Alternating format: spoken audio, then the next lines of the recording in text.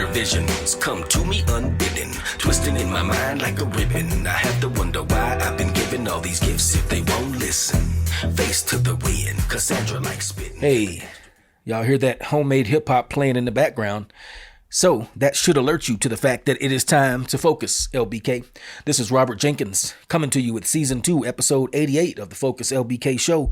And the issue that I'm going to look at today is, was there a lie told in the George Floyd case that might end up getting George Floyd, so-called killer, Officer Derek Chauvin, off the hook? As you no doubt know, Derek Chauvin is currently in prison. I think he's out in Arizona, as a matter of fact. But it looks like there's a good chance somebody is looking at that case and they're about to reevaluate the evidence. Simply put, police officials from Minneapolis, Minnesota, the Minneapolis Police Department, apparently, it looks to me and others like they told a blatant lie on the stand. Not just one, but several of them told a blatant lie. And that lie is now coming to light. It's funny because the Bible says everything you do in the dark going to eventually come to light. Or I'm paraphrasing, but y'all know what I'm talking about. Well, the lie is this. The Minneapolis Police Department actually trained its police officers to use what they call the maximal restraint technique, or MRT. The maximal restraint technique is designed to stop a person who is high on drugs from overexerting themselves and basically causing themselves to have a heart attack from an overdose. Now, I say apparently because years ago, on a previous podcast of mine that I had, I think it was called the Underground Star or the Underground Star podcast or the North Star podcast, one of the two. I think it was Underground Star. I had the footage down here. It's going to be interspersed throughout this particular podcast here on the Focus LBK show. But several years ago, it came to my attention that somebody published that there was these documents out there that were supposedly trial documents from the George Floyd trial. The Derek Chauvin trial is what it really was. So I went to, and I'm thinking back now, this is years ago now, I'm thinking back to it. I believe I went to the Hennepin County Coroner's Department. That's the county where George Floyd was killed, or where he passed away, where he died in police custody, however you want to look at it. I downloaded the coroner's report. I also found training documents from the court case. Now here's where the lie comes in. In those training documents, it literally shows that the Minneapolis Police Department trained its officers to kneel on people's necks when they supposed, when those people were apparently overdosing. Again, it's called the MRT, the maximal restraint technique, and it's designed to keep you from overexerting yourself when you're already high on fentanyl or, methamphetamine or whatever the case may be. The officers were trained over and over again, multiple times, to use the MRT technique. Now, they didn't let that come out at the trial. In fact, when they asked Assistant Police Chief Katie Blackwell, Assistant Police Chief of the Minneapolis Police Department at the time when George Floyd happened, they asked her on the stand during the trial, Police Chief Blackwell, is this something that you guys teach your officers to do, this kneeling on the neck thing? And she was like, no, I don't know why Derek Chauvin is improvising some weird technique there. We do not teach that. Another police department official echoed what she said and said, nope, but we don't teach that. That's not how we train them. I think the actual chief testified that, nope, we don't teach them to kneel on people's necks.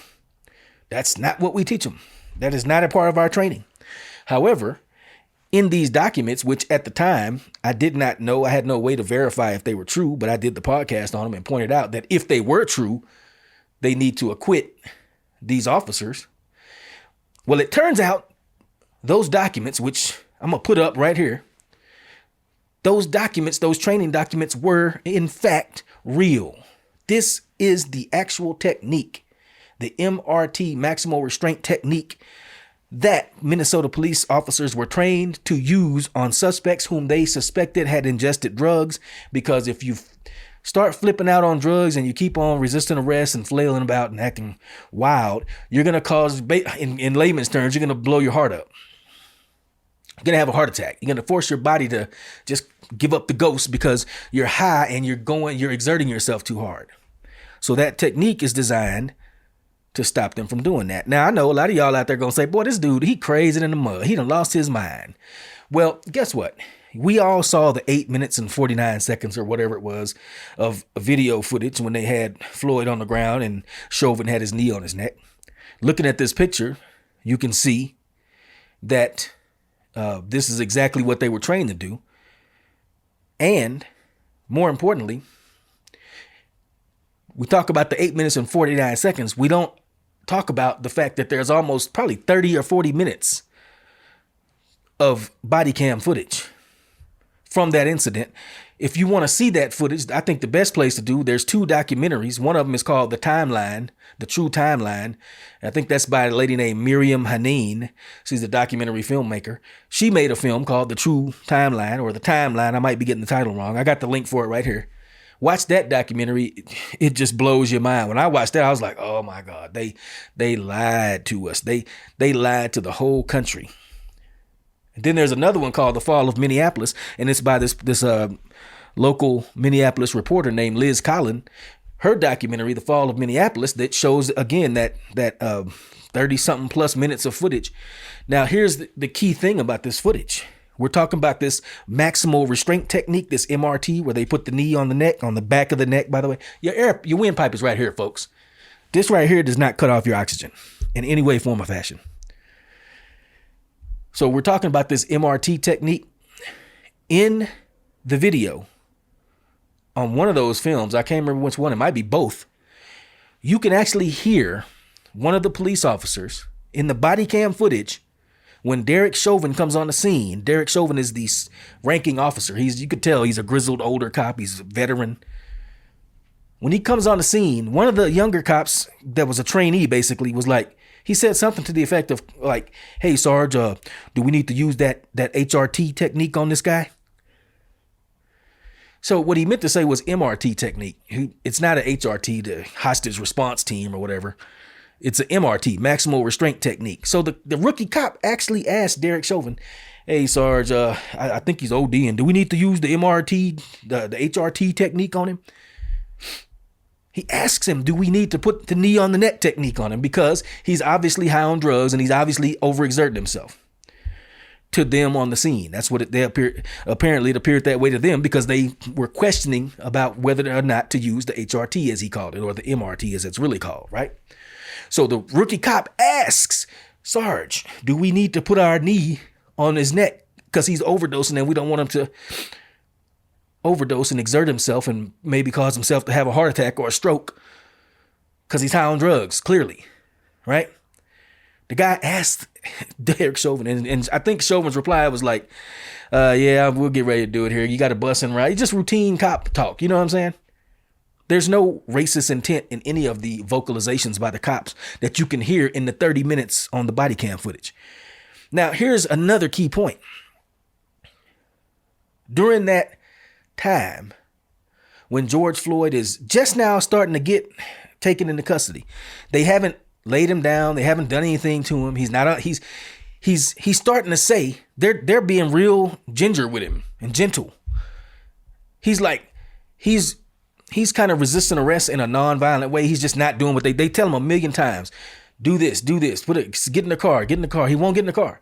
They don't force him in the car. They don't use any force or violence on him. They're not rough with him. They're very patient with him, actually. And if you watch these documentaries, you'll find that George Floyd had a history. He did the same thing a year before with another cop, all caught on body camera, where he swallowed his drugs and could have overdosed then, but it got lucky. So this time he may have swallowed his drugs, it looks like, because they knew he was overdosing. And the way they knew he was overdosing, and the way you can tell watching the video, is before they even grab him good, he's handcuffed, but they're trying to, hey man, get in the car, just get in the car. They asked him a million times to get in the back of the squad car. He won't do it. He's resisting non-violently, passive resistance basically. And you know what he says? He starts saying, I can't breathe. Officer, I think I'm a choke. I'm a choke. I can't breathe. When he says, get in the car, man, just get in the car, they trying to get him. He won't get in the car. He's like, I'm a choke. I'm claustrophobic. I can't breathe. That's how he sounded. I'm not making fun of him. That's how he sounded. That's literally the way he was saying it. So in other words, they haven't done anything to the guy other than put him in handcuffs and are trying gently but firmly to get him in the car. He won't do it. And when he finally starts getting in the car, he says, I can't breathe. I can't go in the back seat, man. I can't breathe. I can't. He literally says, I can't go in the back seat, man. I can't breathe. I'm claustrophobic. I'm a choke. I can't choke. I can't breathe. He's getting agitated and he says he can't breathe. He's still standing up. He's just handcuffed. They haven't done anything to him yet. And I'll be honest with you, it's disgraceful to watch his little song and dance. So you see he's a seasoned street criminal, petty criminal, drug dealer, counterfeit money dealer. That's why they were called in the first place. People always act like the cops are trying to hunt down black men when actually the black clerk at the Cup food store in Minneapolis called the police on George Floyd because he stole goods from the store. And when I say stole goods, he paid for it with a counterfeit 20. And the dude marks it. You can see it on the cameras. He marks it and goes, yo, this is fake, man. And then he goes outside and asks George Floyd. He says, hey, man, you going to pay for that stuff you got with the real money? This is fake. And George Floyd and his whole crew, they out there in the they're so high and not thinking. He's like, nah, I ain't gonna pay. So the guy goes back in and calls the cop, a black clerk. That's what usually happens. The cops get called because somebody's not behaving properly. That's not racism. That's called poor behavior. That's called you act stupid. You get stupid rewards. What's that? Play stupid games, get stupid rewards or whatever it is. So after George Floyd is caught by the clerk passing that counterfeit $20 bill, instead of leaving the area, which if that was me and my homeboy sitting out there, I would have said, hey, man, let's get out of here because that dude probably going to call the cops on us. They didn't even leave. They just went back out in the car and started smoking, doing their thing. So the cops come up. He won't cooperate with them. There's counterfeit money in the car. That's in the evidence. That's another one of the photos I found, the evidence photos. They dropped counterfeit money and drugs and stuff all on the sidewalk. I'm going from memory here. I know it was counterfeit 20s and money. I think he dropped some drugs or threw some drugs out or something. The dude is overdosed. They just smoked. They don't even leave the area after they could have figured the guy's going to call the cops on him. The cops get there. He won't do what they say. He's saying all kind of stuff. He even said, man, I almost got shot. The cop almost shot me last year for doing this. He said, well, then stop doing it, man. Just let me see your hands. Put your hands on the steering wheel. He won't put his hands on the steering wheel. But he says the cop almost shot him because he didn't put his hands on the steering wheel last year. You see what I'm saying? The guy is high. He's out of his mind. He's acting erratic and weird. He's like 6'8" or something. He's tall as all get out. Big, huge dude. Won't get in the car. When they finally kind of get him in the backseat of the car, not even forcefully, just kind of coax him in there and kind of push him a little bit and get him in there. Before he even went in there, I can't breathe. I can't go in the backseat. Officer, I'm claustrophobic. These are quotes. He says this in the 30 minutes of video. I can't go in there. I'm claustrophobic. I can't choke. He literally said, I can't choke. But he meant I'm choking. I can't breathe. This is before anything happened. They haven't done anything to him. So after a while, they get him in the car and George Floyd convinces the officers to take him out of the car and put him outside on the ground. Because you know why? Because he says on the body cam footage, clearly audible, I can't breathe, man. I can't breathe. I'm claustrophobic. I can't breathe. Nobody's doing anything to him. He's sitting in the backseat of the police car with his handcuffs on. But he said, I can't breathe. I can't breathe, man. I can't breathe. He's starting to get agitated. He said, please, man, please, officer, just put me on the ground. So the officer, does what? He actually accommodates him and puts him on the ground. Takes him out of the car and puts him on the ground. And then he starts tripping. That's when I can't breathe. I can't breathe. And then that's when Officer Chauvin comes up about that time. When he walks on the scene, when you look at these documentaries, this all the police camera footage is right there. They got footage on the buildings, in the buildings, everything. So Officer Chauvin walks up. He's an old grizzled cop. He's like, he barely saunters up like, what's going on, man? Talks to his little training officers and stuff. Like, what's going on? They give him a brief. I'm sorry. That's right. Okay. He won't. He says he can't breathe. Okay. Then the dude says, Sarge, we're gonna use that maximal, that HRT, that hostage restraint technique. What he meant to say was the MRT again. He asks him, one of the rookie officers asks him, are we gonna use the MRT? the maximum restraint technique. And I think Chauvin, I'm going from memory, but Chauvin said something like, yeah, we will get him in there. You got the bus on the way, meaning the ambulance. He's like, yeah, it's on the way. So they take him out of the car, lay him on the ground. He's already saying, I can't breathe. They haven't done nothing to him. They literally haven't done anything forceful to him. So in other words, he is already overdosing. He can't breathe. When you overdose, your central nervous system starts shutting down. Your heart and lungs and brain. That's why the man was saying, I can't breathe. Take me out of the backseat of this car. I'm claustrophobic. I can't breathe. I'm a choke. And he even says something like, it's going to bust in my stomach. It's going to bust in my stomach. He alludes to something busting. I think he was referring to the drugs he swallowed. And remember, they show footage from the previous year where he did the same thing in another traffic stop unrelated to this. So, after all this passes and everybody, the news edits that down to the 8 minutes and 49 seconds of him leaning on his neck and him saying, Floyd saying, Mama, who was his girlfriend. He called his girlfriend Mama. That's what everybody said at the scene, the people that knew him. He's calling Mama, can't breathe. Then he starts getting that raspy sound. Now, if you haven't seen somebody overdose, let me tell you, I have. And I told this story before. I tell it again because it's apropos to what we're talking about. Years ago, probably 10 years ago now. Oh, dang, time flies. Whoa. It was probably 10 years ago. Dang.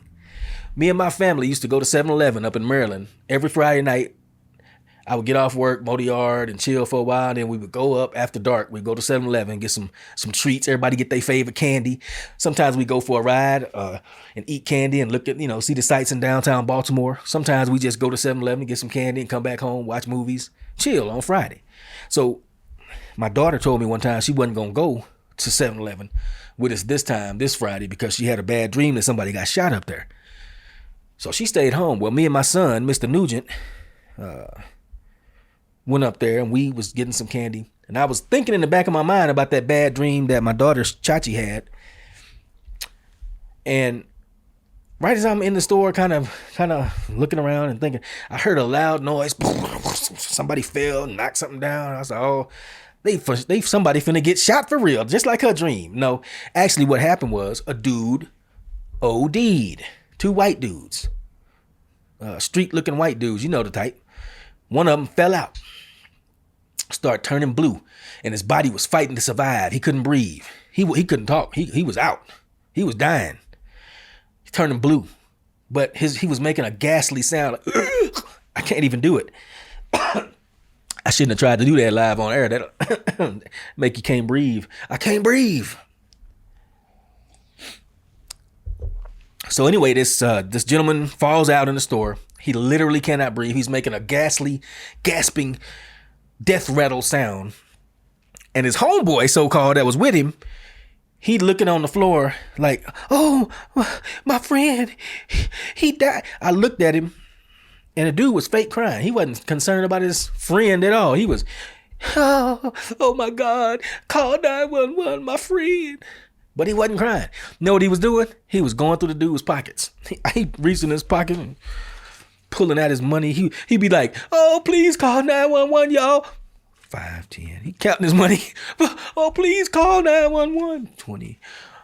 Getting his wife. I say, man, drugs is terrible, man. That's supposed to be your home. That's your running dog. That's your road dog right there, man. And you just stripping his pockets while not even calling 911 yourself. I guarantee you they had cell phones. He wasn't calling 911. So I think I called 911. Long story short, the fire department was literally across the highway from us. You could probably throw a rock real good and hit the fire department. It took them like 5 minutes to get there. At least it seemed like it took a long time. So when the guys come up, the paramedics, they come in just like Officer Chauvin showed up on the scene of this George Floyd incident. These guys see the worst every day. They're callous. They're used to it. They have a shield up so it doesn't hurt them inside too much. So they saunter up just the same way, kind of chilling. And they look at the 2 dudes on the ground, and one of them blue, lips blue and stuff. He ain't even hardly trying to breathe no more. And they like, all right, tell me what is he on? What y'all take? And the one guy's like, oh, he didn't want to tell him. Oh. And the fireman got it snapped at him a little bit. He's like, come on, man. Do I look like the cops? I don't care what y'all doing. What did he take? We trying to save him. And he told him heroin, or I think he said heroin. And I'm thinking to myself, heroin, dang. Ew. So anyway, I told that story to tell when your body is high, when you high like that, when you overdosing, your central nervous system is basically shutting down. You can't breathe. That is what happens. George Floyd was literally saying, I can't breathe before they put a hand on him hardly. I mean, they put handcuffs on him, but they hadn't roughed him up in any way, form, or fashion. They sat him on the ground. They talked to him a little bit. They said, all right, well, let's get in the car. You getting ready to go downtown. He didn't want to go to jail. He probably had warrants. No, he was finna go to jail anyway for passing that 20. And he started saying, I can't breathe. Now, flash forward to the trial. Sometime later, this police chief, Katie Blackwell, gets on the stand and she said, I don't know, we ain't never seen that technique before. Even though it was 100% used and taught repeatedly. There was 30 officers in this lawsuit. So the way this all came to light, by the way, the independent journalist named Liz Collin, who made that documentary called Minneapolis, The Fall of Minneapolis, about the Floyd incident. The police chief, Katie Blackwell, saw that documentary where she used some of Blackwell's testimony in the documentary. And Blackwell got mad and sued her for defamation, not realizing that when you sue somebody, all the documents got to come out. I think it's called discovery, I guess. I think it's called discovery. So all the documents come out in the case.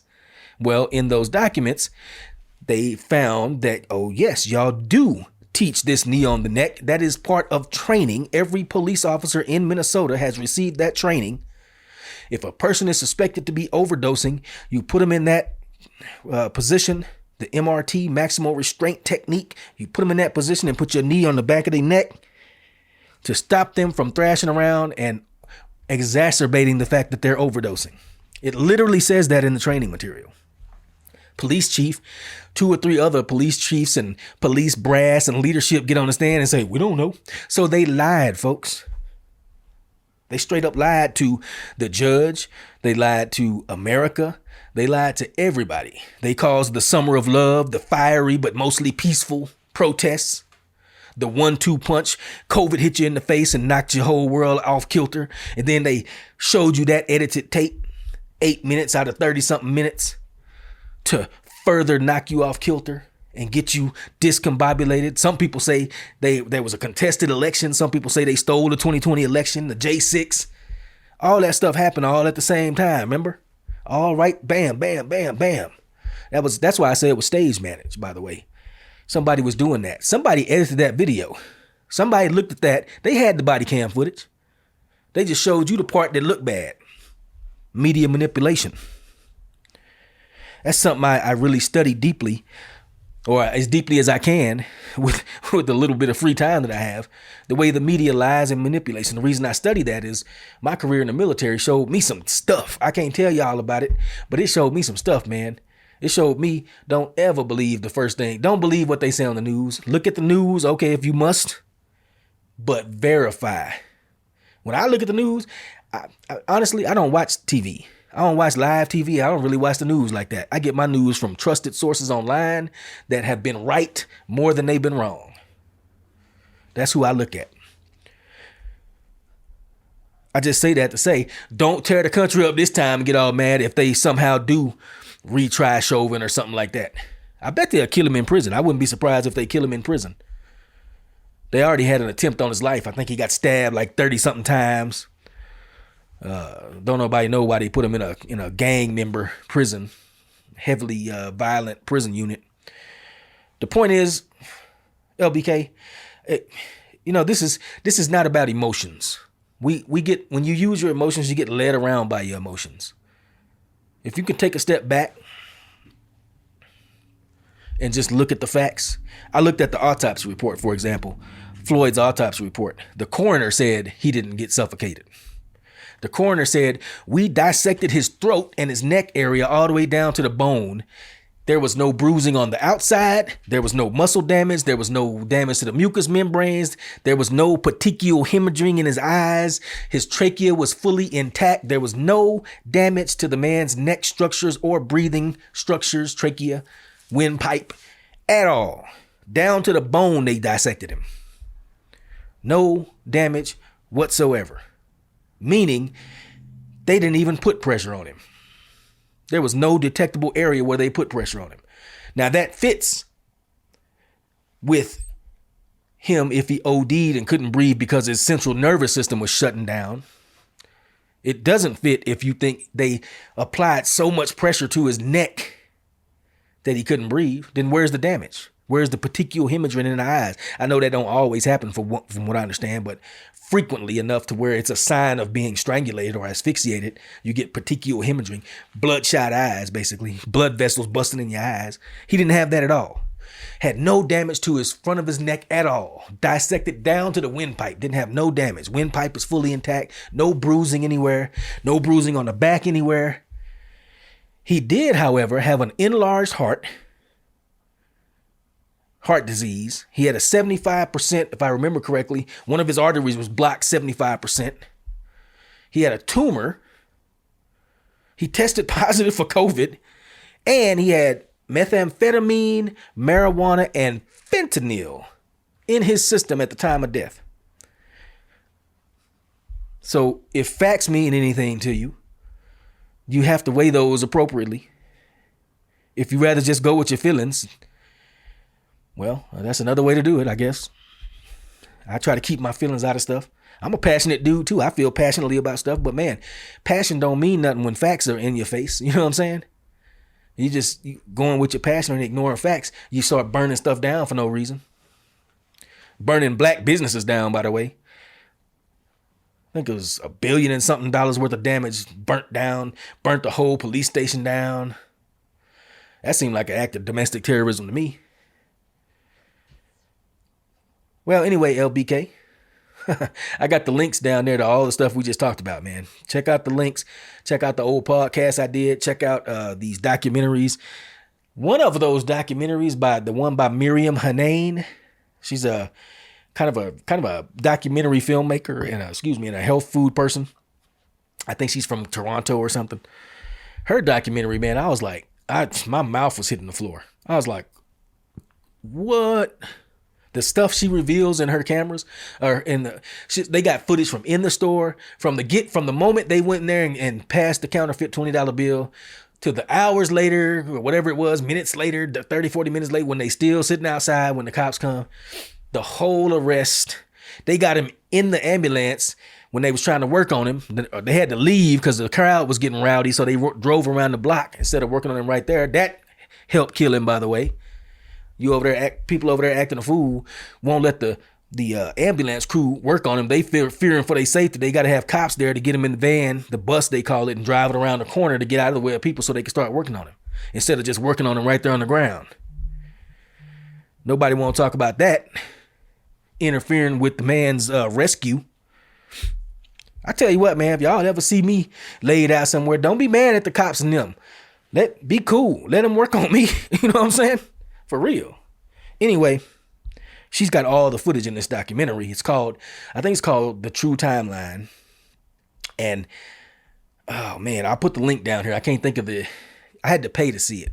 But it's a film that's it's on a website that has a bunch of films like that, documentaries and stuff. And it's a pretty good buy. It was like $5 a month or something when I did it. So I checked it out. The Fall of Minneapolis, by the way, by Liz Collin, the journalist whose information is causing this whole thing to get re-examined. Hers is free on YouTube. The link is right there. LBK, man, please check out these videos. Check out the court case. Try not to be, if you are the type of person that's led around by your emotions, please don't be, because that is just, I tell you what, the people in charge love when they can lead you around by your emotions. They love for you not to think critically and clearly. They love for you to be open to whatever they say. They love for you not to ask questions. However, if we want to keep this country free and well, we're not as free and prosperous as we used to be, but if we want to try to keep it free and prosperous or make it free and prosperous again, it demands a critical thinking populace, a populace who thinks critically about things and who doesn't just fly off the handle because they show you some disturbing video. When I first saw that video, I'm getting ready to close it out, but when I first saw that Chauvin video, the first thing I noticed, I didn't even look at the fact that he's kneeling on his neck. I looked at him, okay, he's kneeling on his neck, it looks like it. And I looked at Chauvin's face, the officer, and he was doing like this. Hey, get back. Stay back. Stop. He looks bored. That's not the face of a man killing somebody. That's not the face of a white officer who is training a black officer, or who is has another black officer on the scene, another Asian officer, and another Hispanic officer. They had a rainbow coalition of officers. Some Jesse Jackson officers, the rainbow coalition up in here. I'm looking at him. He ain't killing nobody. He sees all these people filming him. They standing like from here to there with him, with the cameras on him. And he just chilling. Another day on the job. No, maybe it's not because he's so racist. It's just another day killing an N-word. Killing a Negro. Maybe it's because he thought he was doing what he was trained to do, and the only thing to do right now is wait for the ambulance to come. That's a whole other way of looking at it, but that would demand that you take your emotions out of it and try to cool off and look at it rationally and coolly and contemplatively. Contemplate what you're seeing. LBK, I hope y'all contemplate on what we just talked about today, and I thank y'all for joining me. I'm finna stop bending y'all ear and making y'all mad at me. Hopefully y'all get over it. If you did get mad, hopefully you learned something. Hopefully you go check these video out, these documentaries out, and maybe reevaluate your opinion. Reevaluate the conclusions that you came to. Anyway, we'll see. I don't think they saying Trump is going to pardon Chauvin. I doubt it. First of all, I'd be surprised if he does, because I think those are state charges as well as federal charges. He could pardon him on the federal charges, but I don't know what he could do with the state charges. I don't see how that's going to help him at all. But it's also terrible looks. Politics is politics. That's terrible optics. I don't think Trump would have anything to do with it. If he does, well, I'd be kind of surprised. But I don't know. Some people are saying we might see that case have to get relitigated. And honestly, just, being a person that's concerned with the truth, I think it does need to be reevaluated and relitigated. When the police chief, several police chiefs and police officials straight up lied and said, we don't teach our officers to do that, but they do teach their officers to do it, probably multiple times a year. When I was in the military, that's another thing. When I saw that training document with the people kneeling on the guy's neck and training, it immediately, I felt that it was probably authentic because I was a military man, and we've done that kind of training. You get in a conference room somewhere and move the chairs back, and you be on the ground doing the training techniques. In uniform, you take your top off and you be doing your thing. That's exactly what those cops are doing. And I looked at it and I was like, that looks super authentic to me. I've done that. Not the MRT technique, but other techniques. I was a frontline casualty care instructor. One of my duties that I did. And if you came and took a picture of my class when I was instructing, it would have looked just like that. That's why I knew that picture was real. And it turns out it was. And they lied about it and said it wasn't. Ponder that, LBK. Meanwhile, I'm going to let y'all go, man. Y'all take it easy. Peace. Come to me unbidden, twisting in my mind like a ribbon. I have to wonder why I've been given all these gifts if they won't listen. Face to the wind, Cassandra like spitting.